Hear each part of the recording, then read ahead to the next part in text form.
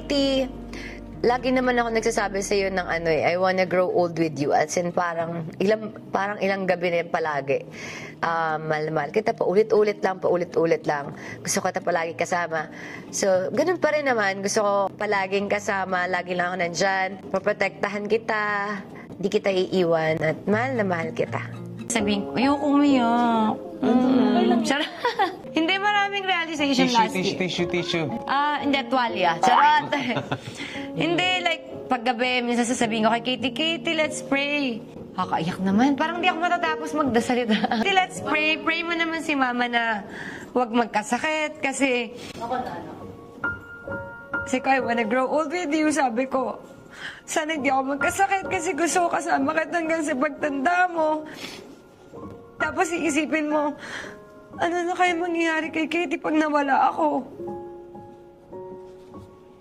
Basta lagi yan. Tapos sasabihin ko kay Katie, tititigan ko si Katie, sabihin ko, sorry Katie, wala ako laging oras sa'yo. Palagi si mama nagtatrabaho. Pero hindi ko naman din... Siyempre, kung marami naman akong pera, bakit naman ako wala sa bahay? Diba? Siyempre, kailangan ko magtrabaho. Kasi marami akong kailangan... May mga responsibilidad ako. Magsasorry ako kasi wala akong time. Siguro kung nakikita ng mga tao na ang dami kong time ngayon kay Katie,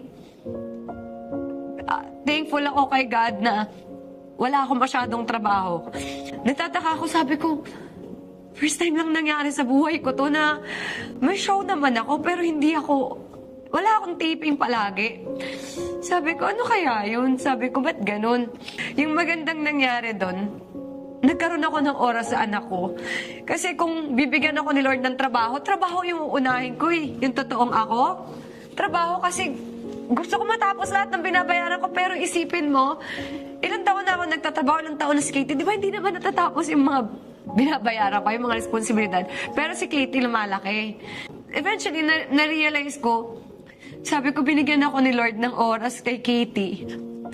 Tapos ito nag-open pa yung social media sa amin ni Katie na sobrang thankful ko kasi parang sinabi ni Lord na, ayan, kahit wala kang trabaho, bibigyan kita ng panggastos nyo. So nagpo-vlog kaya din naging open na din ako kay Chris kasi ang dami ko din na-realize na ako din, nakasama ako ni Katie, ang dami ko din pagkukulang kay Katie. As in, nagsasorry ako, anak. Sorry talaga.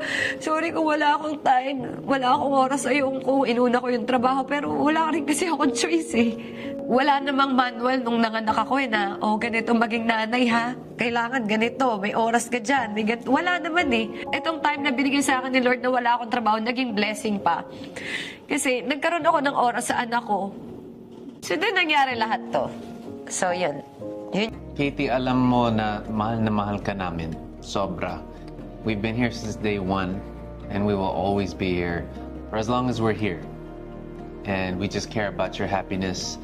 Whatever it is that we can help you with, we will always be here.